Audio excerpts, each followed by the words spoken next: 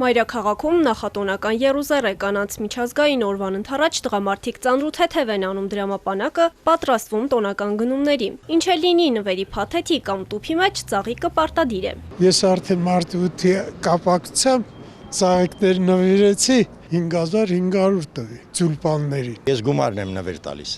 Ոչ եմ պատրաստում։ Նվեր, ծաղիկներ, Հապա փողերիկի կանի, անպայման կգնեմ, որ փողը ցերիկի։ Ծաղիկները պարտադիր է։ Այո, պատրաստում եմ։ Ինչպես ամեն տարի այս տարի նույնպես ծաղկի շուկայում վայրիվերումներ են։ Մեկ վարդիկինը սկսվում է 300 դրամից, ըստ չափի կարող է հասնել մինչև 1000 դրամ։ Կակաչը, որի պահանջարկն ավելի մեծ է, կարելի է ձեռք բերել 400-ից 700 դրամով։ Ծաղկի շուկան թանկացել է։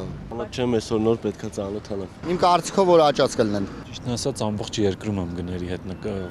փոփոխություններ նկատում, ամեն ինչ շատ թանկ է, բայց դա նաև պարզ պատճառներ ունի, աշխարհաքաղաքական տարբեր իրավիճակներ բերում են նրան, որ բոլորիս գրպանին դա ազդում է։ Ընդհանուր առմամբ բարձրացել է։ Ամեն տեղ, ոչ տեղ չկա, որ գնաց չռնի։ Մեզ հանդիպած քաղաքացիների մի մասն արդեն գիտի, որքան կհատկացնի սիրելի մոր, կնոջ կամ դստեր ծաղկեփնջին։ Մի 5-10 հազար դրամի սահմաններում։ Ծաղկի համար 5000։ 10000-ի։ Մի 10-20 հազար, հա։ Չնայած պահանջարկն այս օրերին մեծ է, բայց փոքր խանութների ծաղկավաճառները անհանգստացած են։ Հիմա մարդիկ շատ են օգտվում մեծածաղ շուկայից, որ էժան լինի։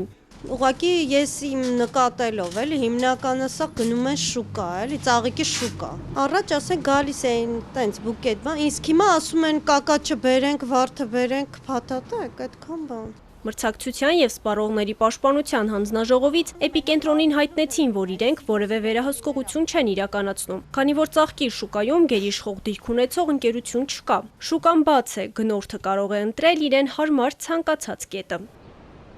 Մարինե Դվոյան, Էպիկենտրոնի համար։